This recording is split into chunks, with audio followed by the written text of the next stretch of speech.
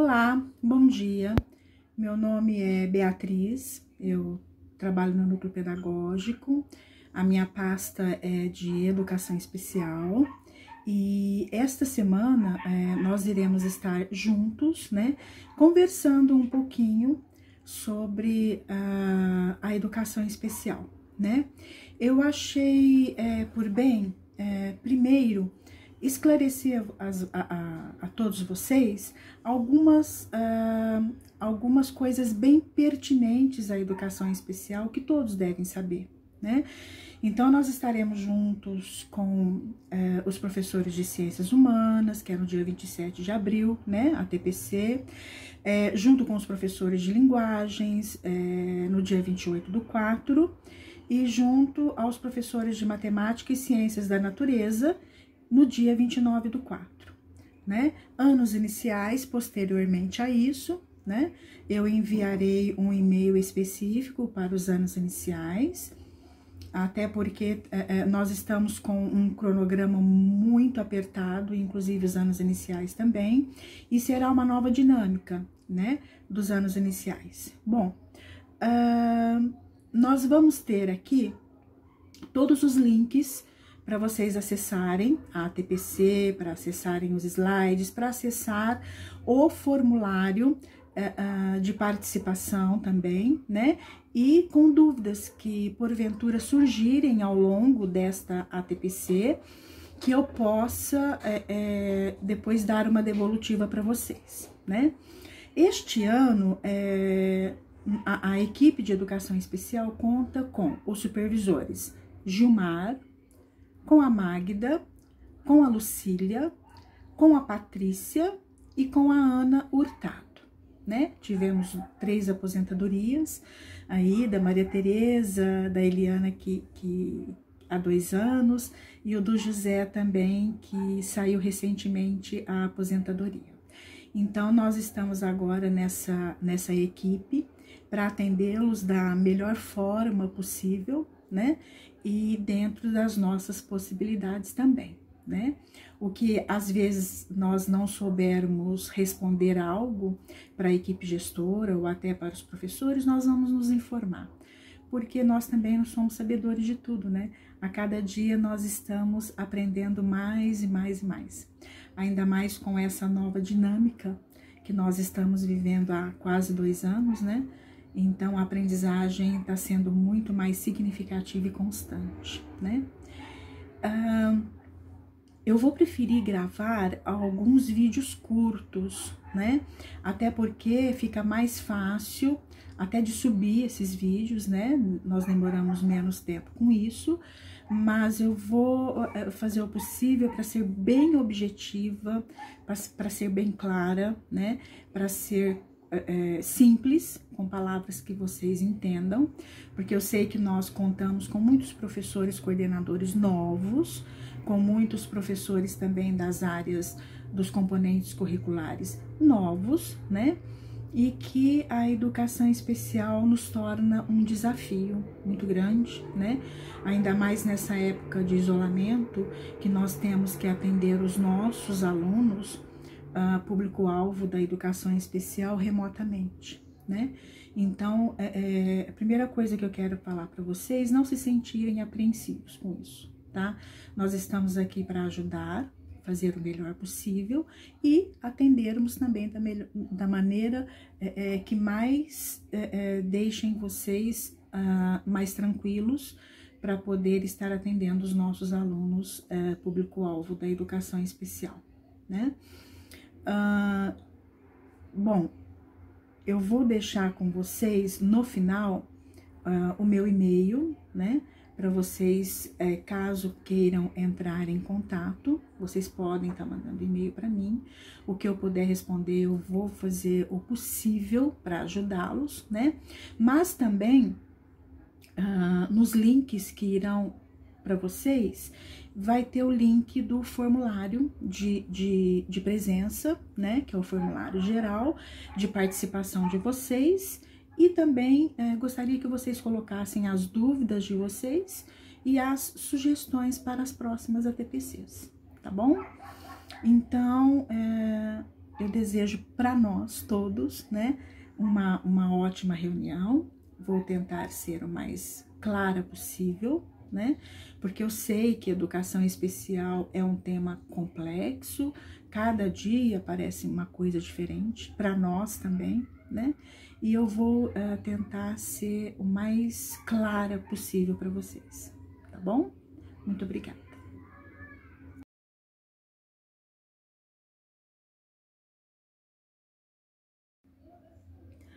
Bom dia, vamos aí iniciar a nossa semana, né, de um encontro com vocês. Meu nome é Beatriz, como eu já disse, né, e vamos lá para algumas orientações gerais para vocês na área da educação especial. Primeiro eu coloquei um vídeo de abertura, por favor, vocês acessem, né, esse link do YouTube. É um vídeo muito bonito, é um vídeo que nos traz para algumas reflexões, né, do nosso dia a dia, e eu tenho certeza que nós vamos ficar assim sensibilizados, né, com a ajuda mútua, porque nós não somos sozinhos, né, nós sempre precisamos de outras pessoas para nos auxiliarem em alguma etapa da nossa vida, entendeu? Então, vamos lá.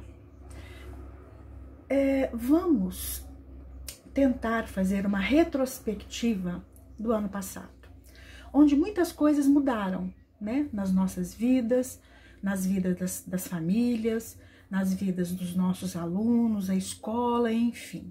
Nós tivemos aí um ano muito atípico, né? Um ano muito desafiador para todos nós. Então, o que nós podemos pensar nessa retrospectiva? Vamos pensar aquela retomada de conceitos, o que é ensinar e o que é aprender. O que é ensinar para mim, professor, e o que é aprender para o aluno? Será que essa troca realmente um ensina, o outro aprende? Será que os dois não ensinam e os dois aprendem juntos, né? Vamos pensar um pouquinho nisso. Será que eu consegui ter uma parceria com os meus professores para que o meu atendimento fosse também proveitoso? Será que eu consegui fazer tudo sozinho? Será que eu não precisei de alguém que sempre me auxiliasse também? Quantas atividades que eu fiz, que eu elaborei? Será que essas atividades, elas contemplaram realmente a necessidade dos meus alunos? Não estou falando nem de alunos do público-alvo, estou falando de qualquer aluno. Será que realmente elas contemplaram, né? Será que eu consegui atingir o objetivo mesmo remotamente com esses alunos? E os meus planos de aula? Como é que foram as minhas adaptações curriculares? Será que elas transmitiram realmente uma segurança tal que eu posso dizer assim, nossa, eu consegui atingir o meu objetivo com aquele aluno? E as tais das ferramentas digitais? Como que eu usei? Quais foram as minhas dificuldades? Né? O que eu precisei acrescentar, o que eu precisei subtrair para poder atender todos os meus alunos de uma maneira, não digo de uma maneira correta, mas com os meus erros e os meus erros e os meus acertos também, né?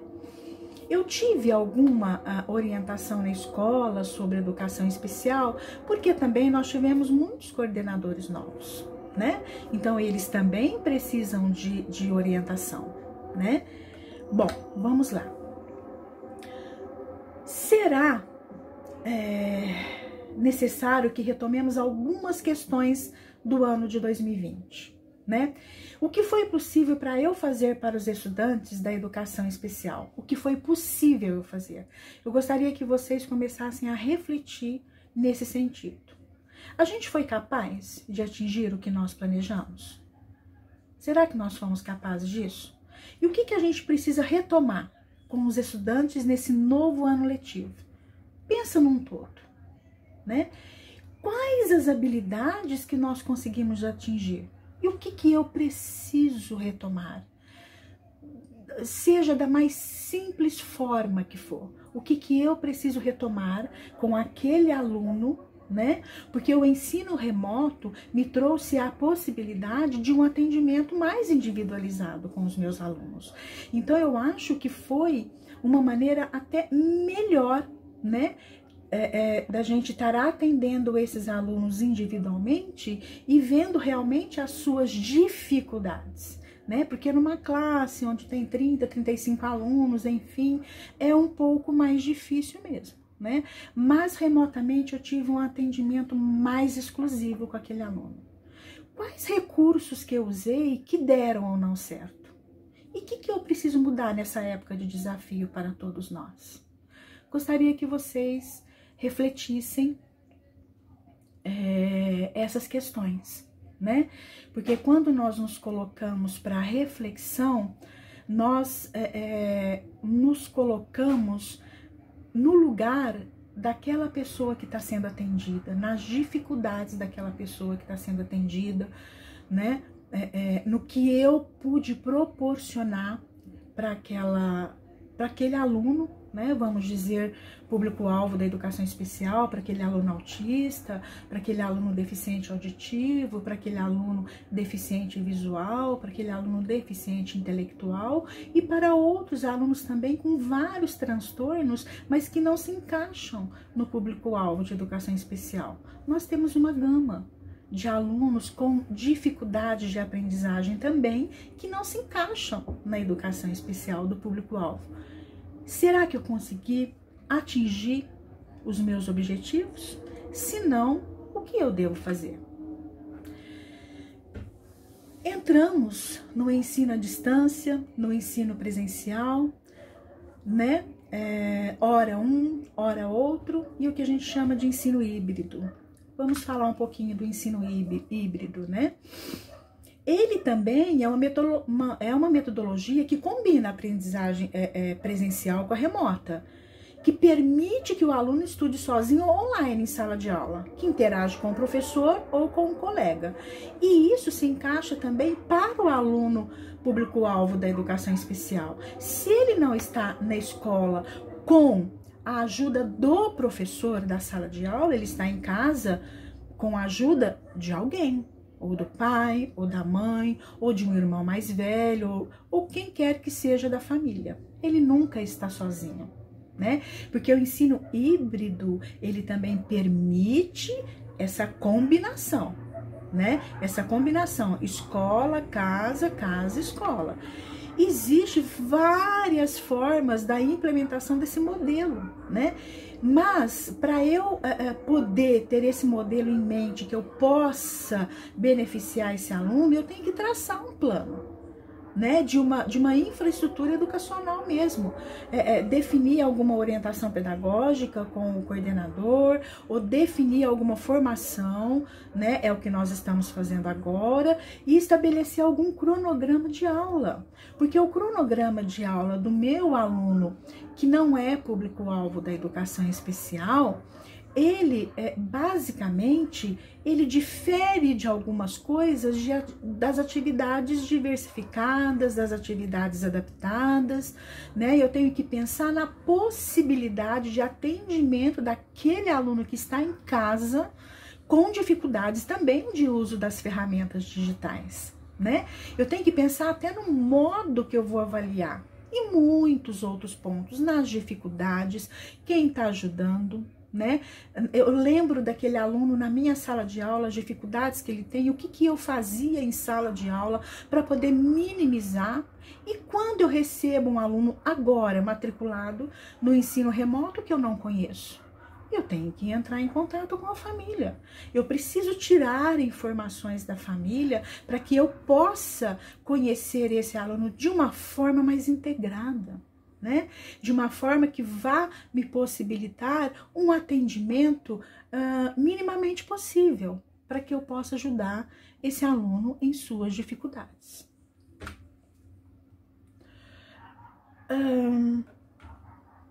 Bom, e o que esse ensino híbrido veio fazer aqui na nossa educação especial, né? Esse tipo de ensino, ele também pode beneficiar os nossos alunos. Por quê? Eles vão estar, olha a importância disso.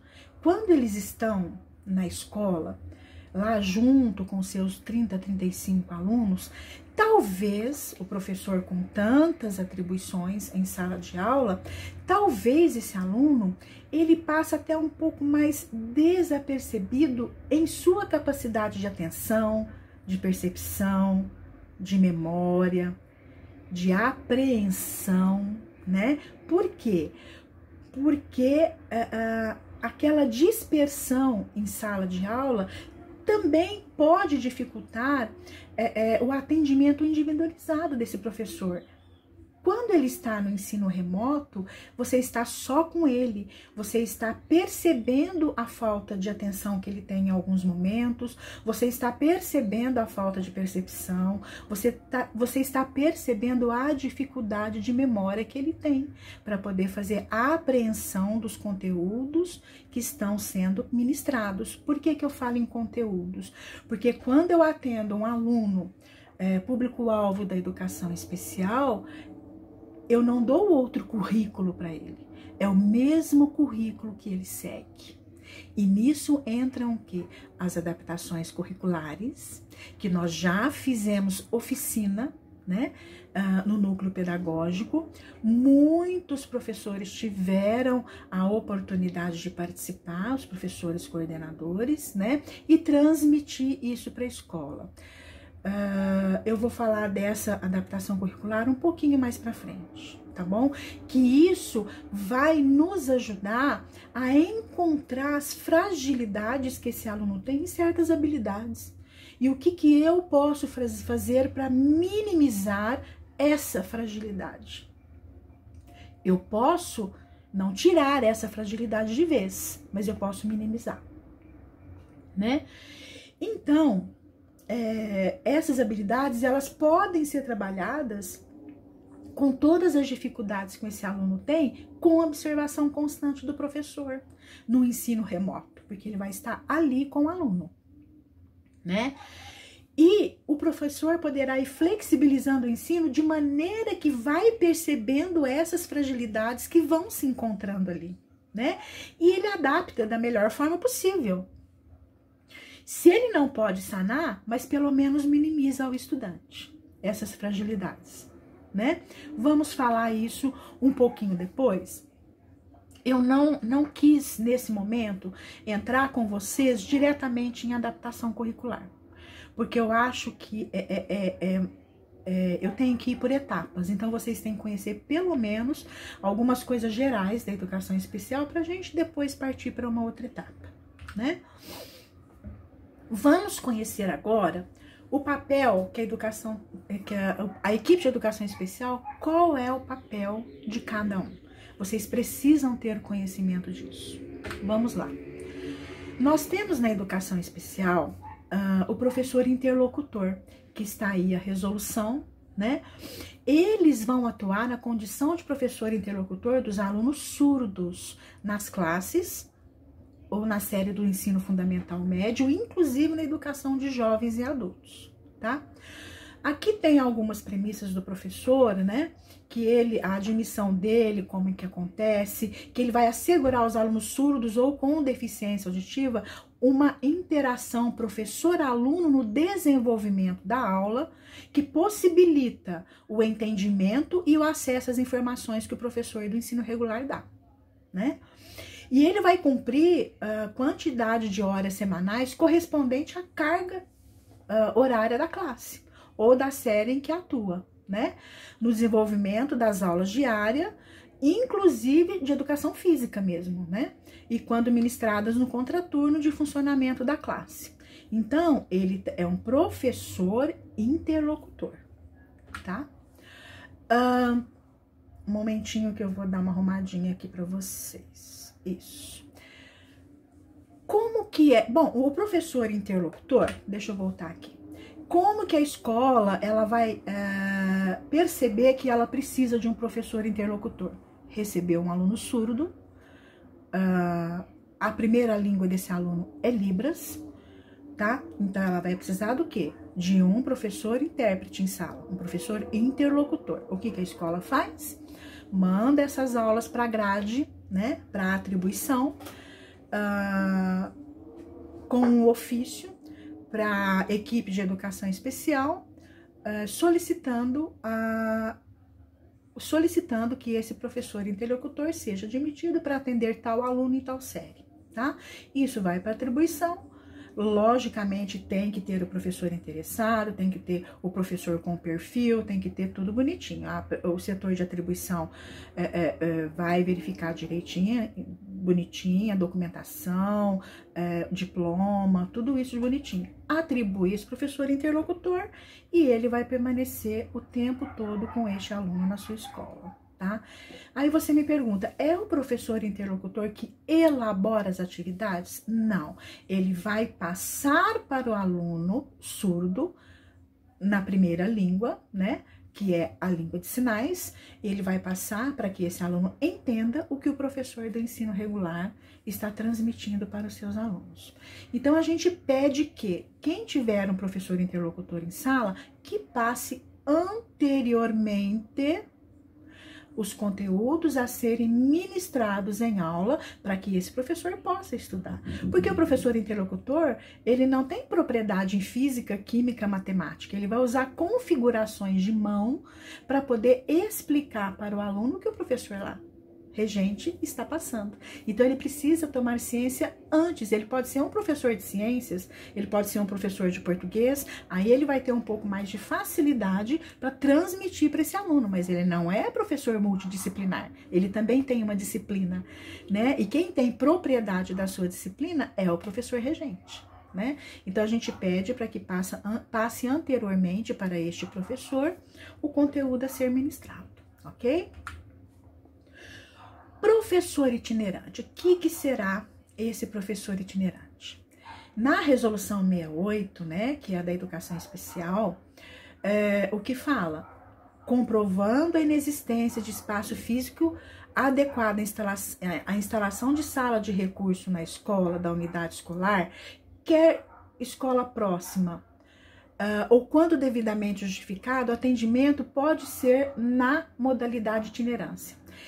Quando a escola não tem um espaço físico para abrir uma sala de recurso para atender o aluno surdo, cego, deficiente auditivo, deficiente intelectual, autista, altas habilidades ou superdotação. Esse é o público-alvo da educação especial. Vocês podem acessar a resolução 68, que vocês vão ver o público-alvo da educação especial qual é. Então, pode se dar na modalidade itinerância. O que é isso? Ao invés do aluno ir para a escola no contraturno, ser atendido por um professor na sua especialidade, surdo, cego, auditivo, intelectual, autista ou altas habilidades, o professor vai até a escola, até a unidade escolar, atender esse aluno, mas com algumas premissas, né? Então, vai ocorrer da seguinte forma: ele vai atender turmas formadas até 3 alunos da própria unidade escolar. Então, ele vai na sua escola, naquele horário, naquele dia, atender esses 3 alunos no momento de itinerância e depois, né, ele volta para casa, tá? Ele vai fazer um atendimento individualizado ou em grupo. Isso ele vai decidir conforme a avaliação pedagógica indicada que ele vai fazer, que nós chamamos de anexo 1, né? Então, ele vai estabelecer 2 horas, né, ou no máximo 3 horas diárias, que ele vai atender esse aluno, desde que ministradas no contraturno da frequência desse aluno. Se o seu aluno deficiente intelectual estuda no período da manhã, se a sua escola não tem como ter um professor de sala de recurso, ele vai na sua escola à tarde para atender o aluno. É sempre no contraturno, que não pode ultrapassar 6 aulas semanais, tá? E quando a modalidade itinerante, ela cumpre 10 aulas para cada turma, sendo 6 aulas para fim para fins do atendimento educacional especializado e 4 aulas para observação ou acompanhamento desses alunos em suas aulas regulares. Então, ele tem, veja bem, ele vai cumprir 10 aulas, ok, 10 aulas para cada turma. 6 aulas para fim de atendimento educacional especializado, que é o ensino itinerante que ele vai na sua escola, e 4 aulas para observação ou acompanhamento de alunos em suas aulas regulares. Lógico que hoje nós estamos falando de um ensino remoto, né? Então, esse professor, se você tiver um professor itinerante, ele vai combinar com a sua equipe gestora o melhor dia e o melhor horário para estar na escola acompanhando esses alunos das aulas regulares. Lógico que ele não vai aparecer na sala de aula sem avisar. O professor vai ser avisado com antecedência que esse professor vai permanecer ali para ajudar esse aluno no ensino regular. Tá? Aí ele vai dividir, como são 4 aulas para observação, ele pode fazer uma aula segunda, terça, quarta e quinta, ou 2 aulas num dia, 2 aulas no outro, ou 3 aulas num dia, 1 aula no outro. Isso daí é a escola que vai decidir com o professor. Nesse ensino remoto fica um pouco mais complicado, né, esse acompanhamento, mas dá até para fazer, porque esse professor itinerante, ele pode entrar em contato com o professor do ensino regular, com os professores em suas ATPCs, e perguntar desse aluno como ele está se desenvolvendo, né? Vamos lá. O papel do professor especialista como sala de recurso e itinerância. Quando eu falo sala de recurso, atendimento educacional especializado, é a mesma coisa que itinerância, só que tem essas diferenças. O itinerante, ele vai na sua escola e a sala de recurso é alocada numa escola onde o aluno vem no contraturno. Tá? Então, essa sala de recurso, ela também é dotada de equipamentos, de mobiliários didáticos para desenvolver as habilidades gerais. Não é uma sala que faz tarefas de casa com esse aluno. Não é uma sala que alfabetiza esse aluno. É uma sala que visa ações de apoio de caráter pedagógico, né? É um ensino suplementar ao ensino regular. Ela não substitui, ela é um atendimento suplementar. Né? Então, ela vai trabalhar também o desenvolvimento das habilidades gerais e específicas desse aluno, tá? Ela não vai alfabetizar, ela vai dar condições para este aluno estar participando das aulas do ensino regular com um pouco mais de propriedade, né? Então, esse professor, ele é um apoio para esse aluno. Tá? Então, o que cabe a esse professor? Ele participa da elaboração da proposta pedagógica da escola, ele realiza uma avaliação pedagógica inicial, que a gente fala de anexo 1, para dimensionar a natureza e o tipo de atendimento, se é todo dia, quantas vezes por semana, enfim. E ele vai estabelecendo o tempo necessário para que isso viabilize de uma forma que esse aluno possa ser atendido adequadamente. Ele acompanha e orienta o professor do ensino regular nas classes regulares. Olha a importância quando você tem um aluno público-alvo da educação especial, ele fazer parte desse atendimento pedagógico nas salas de recurso. Tá? Ele elabora também um relatório descritivo da avaliação pedagógica que ele faz, e esse relatório descritivo ele manda para a sua escola, né? Porque ele atende alunos da própria escola e atende alunos também da região. Não é só da escola que está alocada a sala de recurso. Ele faz o anexo 1, que é uma avaliação pedagógica, e encaminha essa avaliação pedagógica para a escola de origem desse aluno, que vai ajudar o professor do ensino regular a fazer a adaptação curricular. Olha a importância desse apoio de um professor com o outro professor. Essa engrenagem tem que andar junta. Se essa engrenagem faltar um dente, tudo se complica, né? Porque vai faltar alguém para nos ajudar. E ele elabora também um plano de atendimento individualizado do seu aluno, em parceria com famílias e demais professores.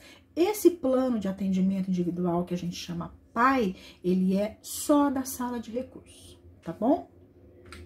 Então, vamos lá. Na resolução ainda 68, na continuação dessas atribuições desses professores, ele participa de conselho de classe, ele participa do trabalho pedagógico coletivo da escola, que são as nossas ATPCs, inclusive eles estão participando dessa ATPC também, porque as salas de recurso atendem o aluno dos anos iniciais até o EJA, então toda a sua educação básica, tá bom? Ele oferece um apoio técnico-pedagógico ao professor do ensino regular, indicando, olha só, a importância disso, dessa engrenagem com vocês.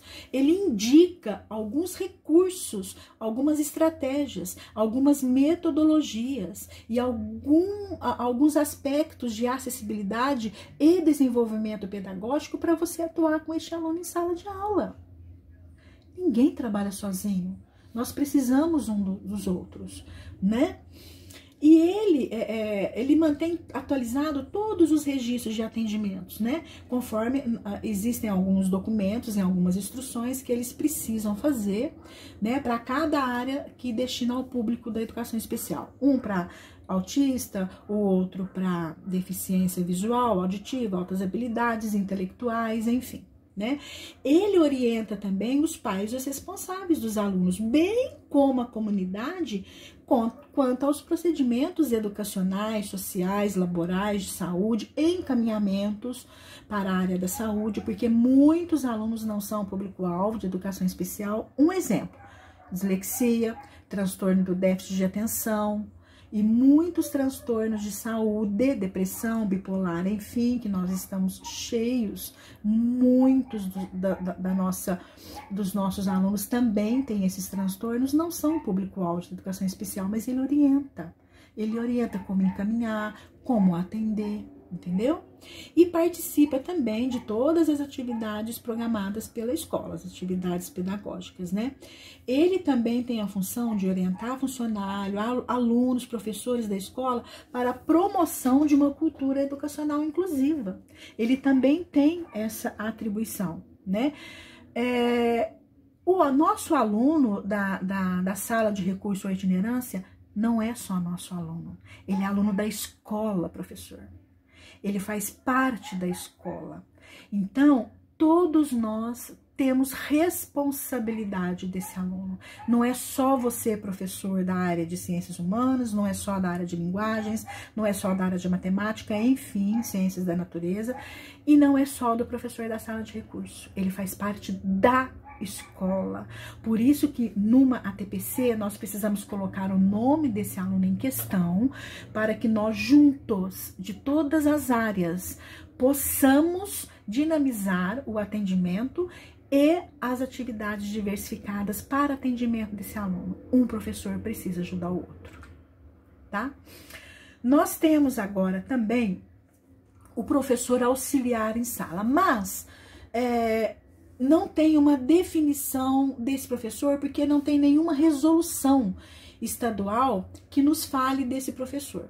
Esse professor, ele atende somente as demandas judiciais. Quando acontecem nas escolas, né, alguma demanda judicial, a equipe de educação especial organiza e orienta os docentes a respeito de como esse professor trabalhar. No caso, eu oriento o meu professor de ensino, de professor auxiliar, a como trabalhar com esse aluno, né?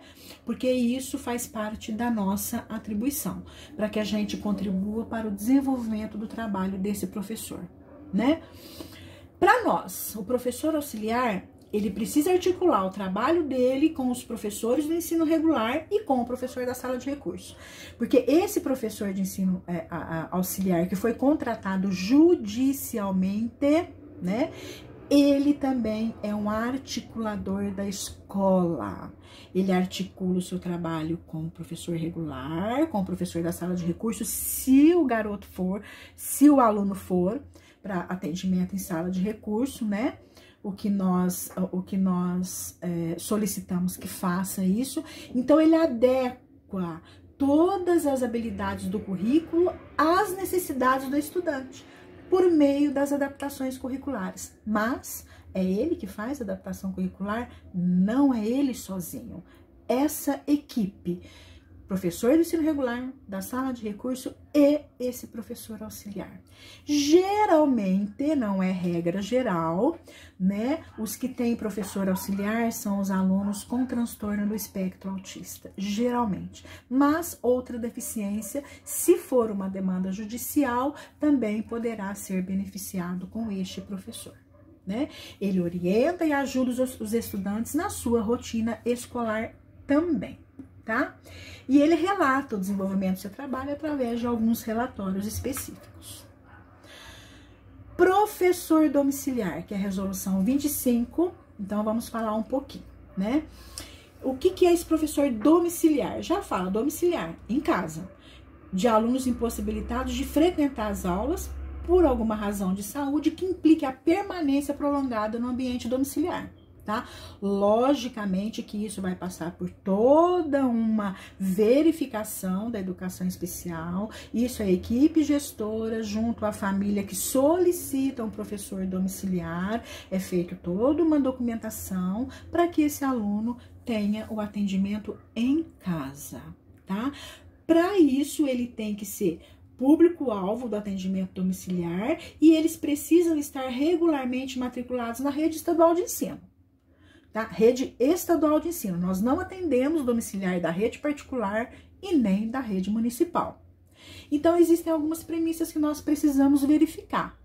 São alunos que fazem uso constante de respiração mecânica, ou eles comprovam ter alguma doença degenerativa numa fase avançada, né? E se encontrem acamados impossibilitados de se deslocarem até uma unidade escolar, mesmo com transporte escolar.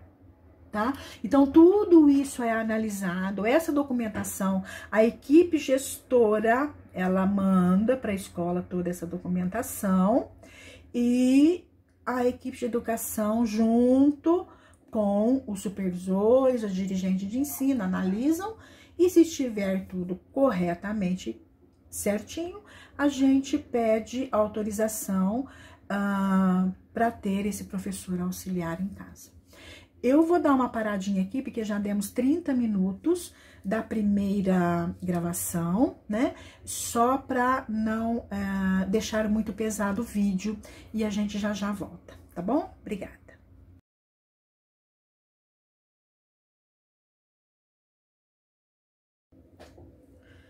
Olá, bom, vamos continuar. Agora nós vamos falar um pouquinho do papel do profissional de apoio, né? Que nós chamamos de cuidador. Foi um termo de ajustamento e conduta entre o Ministério Público de São Paulo e o governo do estado de São Paulo, né? A Secretaria Estadual de Educação e a Secretaria de Estado da Saúde. Qual é o público-alvo desse profissional de apoio que chamamos de cuidador, né? Alunos com deficiência, cujas limitações lhes acarretem dificuldades de caráter permanente ou temporário no cotidiano escolar e que não conseguem, com independência ou autonomia, realizar atividades relacionadas à alimentação, higiene bucal e íntima, utilização de banheiro, locomoção, administração de medicamentos constantes de prescrição médica, mediante autorização escrita dos responsáveis, salvo na hipótese desta atividade for privativa de enfermeiro. O cuidador não é enfermeiro. Então, se houver crianças que necessitam de sonda, de alimentação parental, essas coisas, o cuidador não vai limpar sonda, nada disso, tá? Porque ele não pode e ele não tem esse perfil, tá? Nos termos da legislação, claro, né? Bem como aqueles que excepcionalmente necessitem de apoio para as atividades escolares, mas isso daí é excepcionalmente, porque geralmente o cuidador ele vai atuar fora da sala de aula, né? Agora, quando há necessidade do apoio no interior da sala de aula, para facilitar na execução das atividades escolares, são aqueles alunos extremamente comprometidos, às vezes que não conseguem pegar uma caneta, não consegue pegar uma borracha, não consegue pegar um lápis, não consegue tirar o seu material de dentro da bolsa. São aquelas crianças com deficiências múltiplas tais que impossibilitam delas se mexerem, mexe sua cabeça. Então precisa ter uma pessoa de apoio ali do lado para facilitar essa execução. O cuidador, ele não é o professor da sala de aula, ele é um apoio, tá? Mesmo assim, quando há necessidade dele ficar no interior da sala, essa necessidade vai ser avaliada pela equipe de educação especial da diretoria, com participação da família, e somente em casos de exceção de uma dependência que comprometa substancialmente este aluno a realizar as suas atividades escolares, tá? Então, tem que ter uma atenção muito especial para que esse cuidador não interfira no trabalho pedagógico e no desenvolvimento da autonomia desse aluno. Por quê? O cuidador, ele também tem o perfil de promover a autonomia e independência deste aluno, tá? Lógico que em raríssimas exceções, esse aluno talvez necessite a vida toda de uma outra pessoa que o ajude nas suas atividades de vida prática, íntima, escolar, enfim, tá? Mas geralmente o cuidador ele vai promover também a autonomia e independência desse aluno no espaço escolar. Ele vai trocar a fralda, vai dar alimentação na boca se houver necessidade, ele vai ficar junto com o professor de educação física, ele vai ficar junto com o professor de arte, ele vai ficar junto com o professor do ensino regular, excepcionalmente quando houver necessidade e ser avaliado pela equipe de educação especial essa necessidade. Caso contrário, ele vai atuar fora da sala de aula.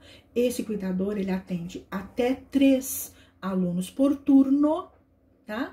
Pode ser um cuidador de manhã e um à tarde, podem ser cuidadores diferentes, porque são, às vezes, empresas diferentes que a diretoria contrata, né, para atendimento desses alunos. Enfim, isso daí é uma parte burocrática que não nos cabe, vamos dizer assim, mas é bom que a gente saiba como funciona, tá? Ele tem que atender a toda criança e adolescente que dele precisar, tanto no período de escolarização no ensino regular, quanto em sala de recurso, se houver necessidade. Por que a gente fala isso? Porque a sala de recurso ele vai ficar no máximo 2 horas. Talvez não necessite de um cuidador nesse tempo, porque se ele usa uma fralda no período da tarde e ele vai de manhã para a sala de recurso, essa fralda não vai ser trocada, né? Ele não vai almoçar de manhã, vamos dizer assim. Então, talvez ele não precise na sala de recurso, mas tudo isso é verificado na contratação desse aluno, tá? Ele vai ser atendido no contraturno, na sala de recurso ou onde ele realizar o atendimento educacional especializado, tá bom? Ou seja, o professor de itinerância que vai na sua escola atender, ou seja, na sala de recurso, enfim, ele tem direito a esse atendimento. Tá bom? Lógico, dentro do perfil estabelecido, né? Bom, nós temos alguns anexos no site do Núcleo Pedagógico muito importantes, né? Nós temos sugestões de roteiros de estudos para os professores que atuam com os alunos público-alvo da educação especial, tanto no ensino regular, tanto em sala de atendimento especializado.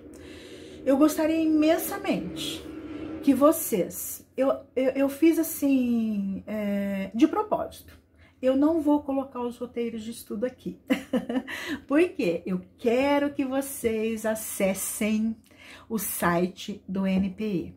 Caminho, Diretoria de Ensino Leste 1, vocês vão acessar o núcleo pedagógico, Lá no cantinho, nos 3 pontinhos, vocês vão clicar.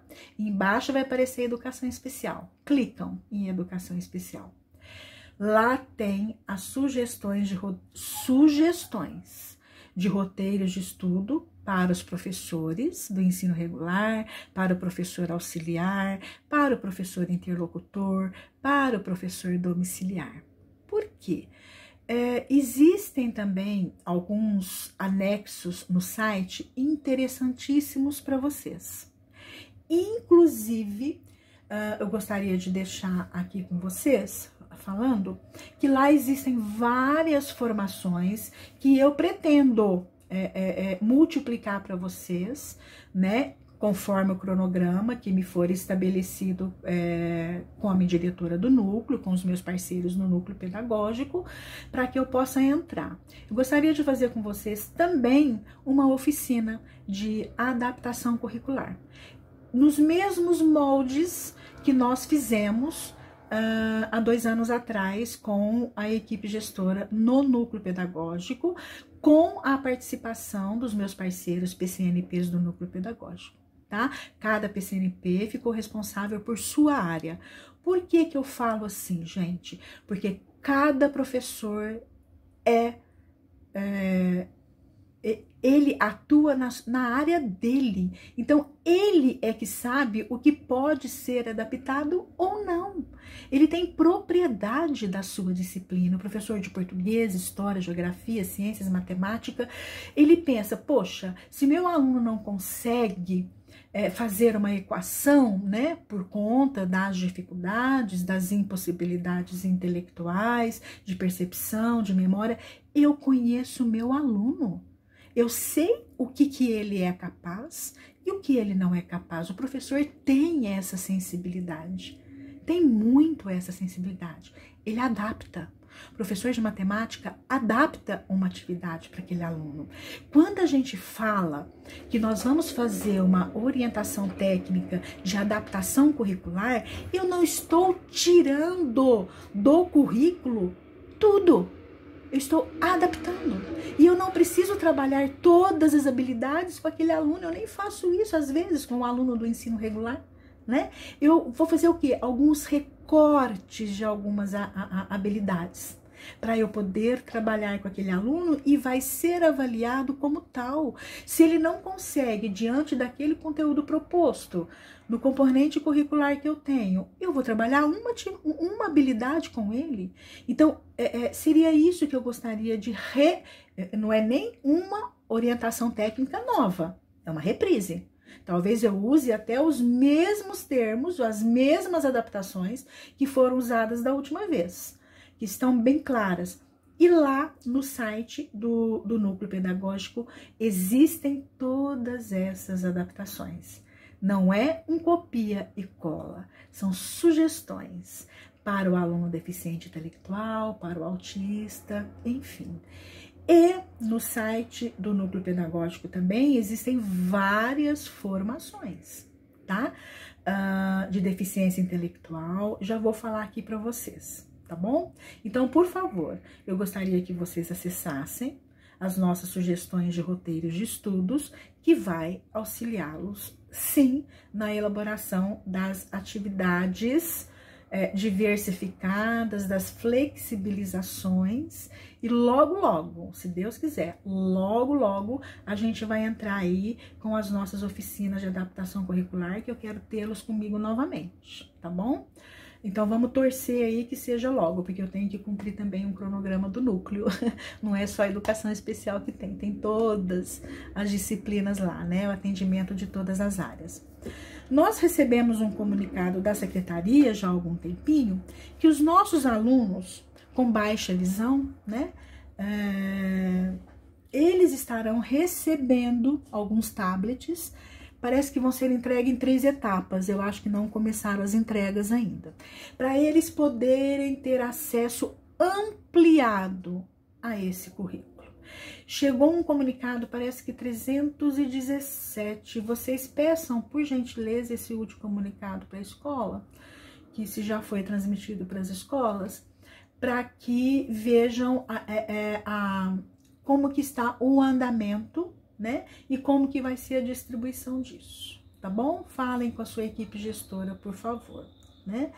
E todo esse material nós temos também anexado no site do Núcleo Pedagógico. Nós não temos esse material físico, nós temos esse material online, ampliado, que está lá. Tem o Aprender Sempre, tem as ADs, tá? De todas as séries. Então, se você tiver um aluno com baixa visão, vocês entrem em contato aí com o professor coordenador e ele vai acessar lá no site, né, todo esse material que pode ser contemplado, que os nossos alunos com baixa visão podem ser contemplados. Um momentinho que eu vou tomar um pouquinho de água, eu tô com a garganta seca. Bom, então, nos anexos do site também do NPE, existem algumas formações continuadas, onde eu e outras 15 diretorias do estado, nós estamos gravando toda quarta-feira, inclusive ontem fizemos uma gravação de deficiência auditiva, né? E lá no site tem avaliação na deficiência intelectual e as dificuldades de aprendizagem. Avaliação do espectro autista, que são os autistas, né? A avaliação deficiência visual e tem as oficinas de adaptação curricular para anos iniciais, anos finais e ensino médio. Inclusive, essa TPC aqui também vai ser multiplicada para os anos iniciais, só que um outro formato, um outro dia, vai entrar para eles de uma outra forma, né? Porque eles têm um cronograma justo também. E eu fiz um alinhamento com as meninas dos anos iniciais, tá? Mas contempla também as adaptações curriculares dos anos iniciais lá, tá? Inclusive com sugestões. Então, eu peço que vocês acessem, por favor, os anexos que estão contemplados no site do núcleo. O que tem mais lá? Tem compartilhamento de boas práticas, tem uma cartilha de educação especial, aonde vocês podem tirar as suas dúvidas. Olha só, que material rico que nós temos no site, né? E que nós estamos sempre atualizando esse material para que vocês possam ter acesso e ajudá-los, né? Porque nós não temos como estar com vocês todos os dias, muito menos agora, né? Todo dia, porque nós temos outro público para atender, nós atendemos diretamente, mesmo estando em trabalho remoto. Eu estou em trabalho remoto desde quando começou a pandemia e nós fazemos esse atendimento online, né? Através da nossa ponte, que é o professor coordenador, nos trazendo as dúvidas para poder estar ajudando vocês, né?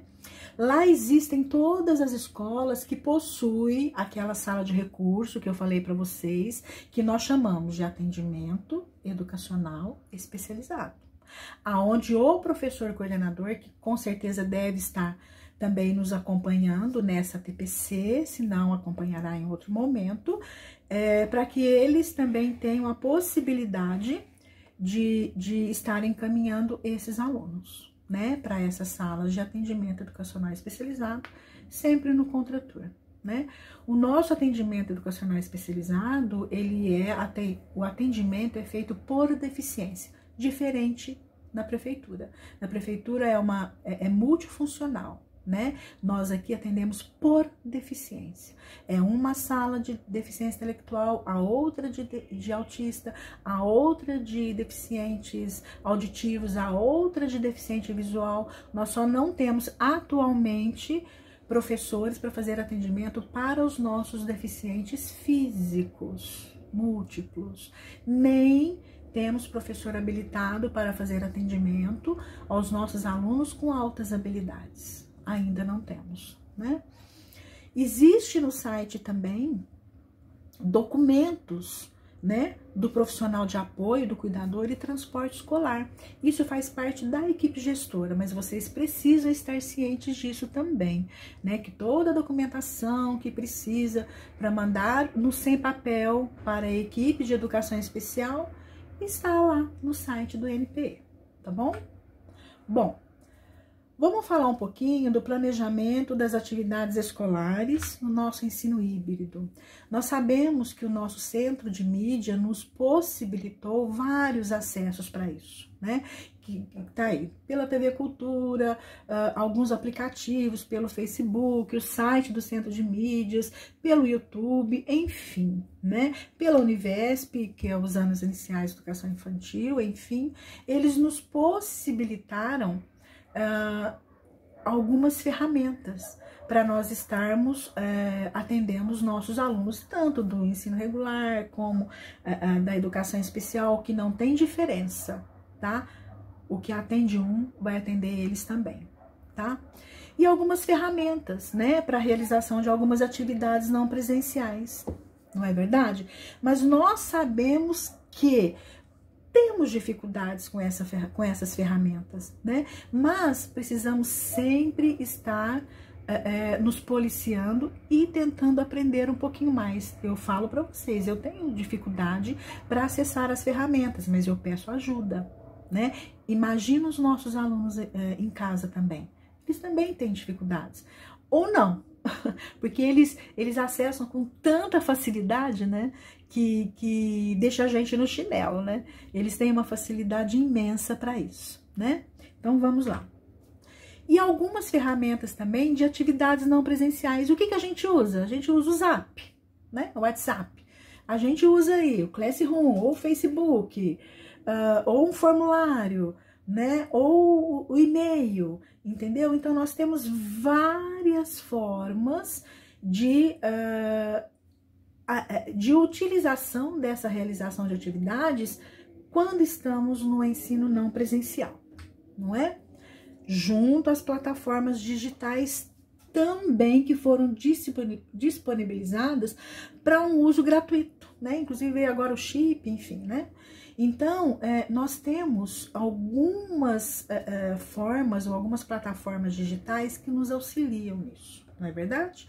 Inclusive, no núcleo pedagógico, os meninos da tecnologia, os PCNPs, nossa, já deram várias formações a respeito das plataformas, das ferramentas para os professores, né? Tivemos várias formações e estamos tendo constantemente as formações também. E os nossos canais de comunicação, o que a gente usa com esse aluno? É grupo de WhatsApp? Ou desculpa que eu bati a mão aqui. É grupo de WhatsApp? É grupo de e-mail? São blogs? É Classroom? Quais os canais que eu uso e quais deles eu tenho uma dificuldade maior para isso, né? Então, vamos lá. Nós recebemos também alguns comunicados externos. Eu não vou ler todos esses comunicados para vocês, porque são imensos. A gente vai ver só o que diz cada um deles, tá? Nesse comunicado 151, que ele fala da retomada das aulas presenciais, conforme o Plano de São Paulo, enfim, que já foi, como que eu digo para vocês, que já foi cancelado, voltou de novo, enfim, né? Ele pede para ter um olhar específico aos alunos com deficiência. Por quê? É necessário sempre reafirmar, mesmo em face da excepcionalidade decorrente do momento, as ações de educação especial, elas não podem parar, né? E elas vão seguir amparadas, por quê? Por algumas premissas. Quais são elas? Garante o direito à educação a todos os alunos, todos, né?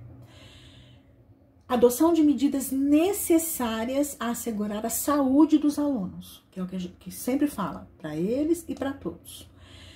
O importante é que eu gostaria de deixar isso para vocês como reflexão, né? E como reflexão mesmo. Nós temos que observar que o nosso aluno com deficiência não necessariamente ele integra o grupo de risco para retornar às aulas presenciais, né? Porque essa exigência que ele tem que se isolar não decorre da deficiência dela mesma, mas da situação de saúde de cada aluno. Não é verdade? Nós não podemos pensar assim, ele é deficiente, então ele não pode ir para a escola porque ele é grupo de risco. Não necessariamente. Somente a deficiência intelectual, somente o autismo, somente a deficiência auditiva, visual, enfim, não é exigência de isolamento, a não ser que ele tenha um problema de saúde, que a gente fala que tem uma comorbidade. Seja o professor, seja o discente com ou sem deficiência. Não é verdade? Porque o aluno também que não tem deficiência, ele pode integrar um grupo de risco se ele tiver algum problema sério de saúde. Entendeu? Então, nós não podemos pensar que o nosso aluno com deficiência, ele não pode ir para a escola, não pode retornar. Logicamente que existem outras questões que devem ser analisadas juntamente com a equipe de educação especial, juntamente com a equipe gestora da escola. Se essa for uma medida, né, que a escola toma juntamente com a família, tá? E também, a gente não recomenda que seja um tratamento diferenciado com esse aluno apenas pela deficiência dele. O que tem que recorrer, o que nós temos que pensar é uma cautela e o respeito máximo a qualquer aluno, com ou sem deficiência, que apresente condição de saúde específica e que necessite de apoio naquele momento concreto, né? Por isso que a gente pede a consideração de uma necessidade de diálogo com essa família. O acompanhamento da equipe pedagógica de educação especial precisam passar esses casos para nós. A continuidade do recurso e do apoio que é disponibilizado nesse aluno anterior ao distanciamento social. O que nós fazíamos antes? E a retomada desse aluno na forma presencial quando possível, tá? E todos os alunos que não estão nesse grupo de risco podem voltar ao presencial. Isso deve ser discutido na escola, independente do aluno ter deficiência ou não. Um diálogo, né, com essa família sobre o retorno dessas aulas, né? É importantíssimo a readaptação desse aluno a uma rotina escolar, com acompanhamento da equipe pedagógica da educação especial. Lógico que nesse momento esse acompanhamento vai ser feito pelas pessoas que estão no presencial. Nós do remoto, nós estamos dando um apoio longe, né? Vou tomar um pouquinho de água, gente, um momentinho. Retomada dos apoios, dos recursos, né, necessários da frequência desse aluno com deficiência e os protocolos sanitários gerais para os profissionais. Logicamente que nós temos alguns alunos que não conseguem ficar de máscara e não conseguem, não vão para a escola, é muito difícil lidar. Isso daí tem que ser discutido com a escola e com a equipe de educação especial, tá bom? Temos o comunicado externo, o 132, que ele também estabelece algumas regras para o retorno seguro das aulas, né?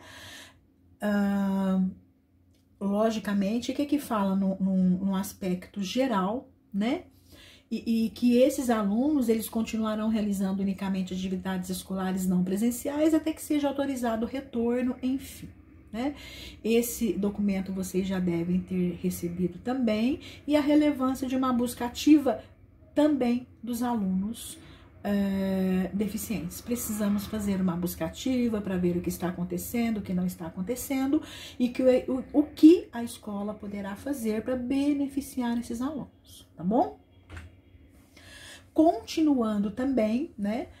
Para contribuir no desenvolvimento dessas habilidades essenciais, né, para cumprimento da carga horária letiva da escola, né, e que continue, olha que importante aqui, ó, que os docentes continuem preparando os roteiros de estudo e realizando atividades remotas, se for o caso, necessária para o aprendizado desses alunos, né, inclui o quê? Plano de aula, acompanhamento de apoio, a realização das transmissões e interação com o centro de mídias, né? A participação dos planejamentos escolares e as ATPCs, a produção das atividades enviadas aos alunos, tanto remota como presencial, quando for o caso, orientação aos estudantes e sua família, isso aí nós já estamos fazendo, né? Esse comunicado nós já recebemos, enfim, e os protocolos de segurança, né? Então, vamos lá. Esse comunicado foi feito para quê? Para articular as aulas do Centro de Mídias e o trabalho pedagógico da escola. Nós sabemos que nas aulas do Centro de Mídias, nós temos algumas não diretamente relacionadas aos nossos alunos público-alvo da educação especial, mas eles sempre estão falando. Eles sempre estão nos mostrando a necessidade desse acompanhamento, né, e a não diferenciação desses alunos em nossas escolas. Eles sempre estão colocando isso em pauta, né? Então, para articular essas aulas do Centro de Mídias, em momento presencial ou não, é importante que o professor planeje as suas atividades. E os nossos professores que têm alunos com deficiência, né? Nós falamos com deficiência, a relevância de estar sempre em contato com os nossos professores do atendimento educacional especializado, com os professores interlocutores, que esses professores interlocutores para os alunos surdos, eles acompanham as aulas do Centro de Mídias também, porque o aluno também acompanha para ele poder ser uma ponte para esse aluno, né? Então, é um complemento de um trabalho com o outro, né? Que vai promover o quê? A continuidade e a progressão dessa aprendizagem, mesmo para os nossos alunos que têm dificuldades no acompanhamento, tanto dificuldades cognitivas como dificuldades de recurso no acompanhamento dessas aulas. Na impossibilidade dessas impossibilidades, sabemos também das nossas famílias às vezes muito carentes, que não têm os recursos necessários. Então, a escola tem que promover, né? A escola tem que promover, junto a essas famílias, todos os recursos que a gente pode dar para ajudar, não é verdade? Bom, estamos finalizando a nossa TPC. Eu falei para vocês que nós vamos ter um formulário, né, de presença. Vocês vão receber o link bonitinho, tudo direitinho, tá? Um formulário de presença, as dúvidas pertinentes a esta formação, que foi uma orientação geral, que eu achei que fosse conveniente nesse momento vocês saberem das orientações gerais, para depois entrarmos em alguns pontos específicos, que para mim, não sei se para vocês, seria uma sugestão para uma próxima ATPC, tá? O formulário ele vai estar aberto para vocês até o dia 30, porque a nossa última ATPC com vocês é no dia 29 de abril, Matemática e Ciências da Natureza, né? Que vai ser no dia 29, então vai estar aberto até o dia 30. Os anos iniciais provavelmente estará aberto até o dia 15. Eu coloquei uma previsão aqui, só para porque os anos iniciais têm uma outra dinâmica, como eu havia falado para vocês, né? E depois eu acerto isso com eles. E não esqueçam, por gentileza, das suas sugestões para as próximas ATPC de Educação Especial, que para mim é muito importante. Eu vou ver as sugestões de vocês primeiro, né? Para depois eu elaborar a próxima TPC, porque o que pode ser importante para mim talvez não seja para vocês. Então, eu preciso saber o que vocês querem, tá? Dos alunos público-alvo da educação especial. Se vocês quiserem que eu faça uma ATPC com os transtornos, eu posso fazer, mas não são alunos público-alvo da educação especial. São encaminhamentos que devem ser feitos. Alunos com dislexia, alunos com deficiências múltiplas que talvez não tenham uma comorbidade, alunos com transtorno do déficit de atenção e hiperatividade, que é outro atendimento. Mas uma coisa eu falo para vocês: se vocês jogarem isso como pesquisa no Google, vocês terão tudo o que vocês precisam, entendeu? Desses transtornos, o que fazer, algumas atividades, como se portar com esse aluno, com esses transtornos, porque nós temos muitos alunos mesmo, né? Com transtorno de déficit de atenção, com dislexia, enfim, né? Mas eu gostaria de ver a sugestão de vocês, tá bom?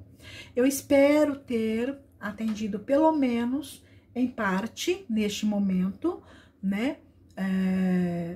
Vocês, e fiquem tranquilos, tá? Nós vamos nos falar durante ao longo do ano, conforme o cronograma que me for passado, né?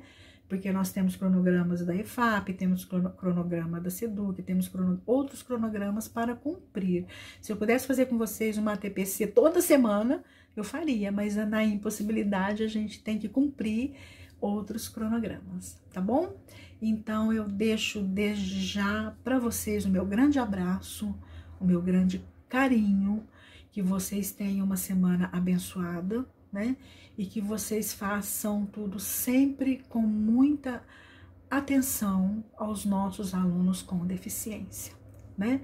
Porque neste momento tão desafiador para todos nós, precisamos desse suporte. E as dúvidas que vocês tiverem, entrem em contato com a sua equipe gestora, que eles entram em contato conosco, da educação especial. O que eu puder responder para vocês no formulário, com certeza eu posso até fazer um compilado das perguntas e posso mandar para vocês via link com todas as respostas. Eu acho até melhor, né? Eu gravo, mando para a escola disponibiliza para vocês no momento que eles acharem mais adequado, tá bom? Muito obrigada, tá? Por estarem comigo esse tempo. Eu falo demais, né? Teria muito mais coisas para falar, mas eu tentei condensar de uma forma que não cansasse vocês também, tá bom? Bom trabalho, muito obrigada e beijos de luz para todos vocês. Fiquem com Deus.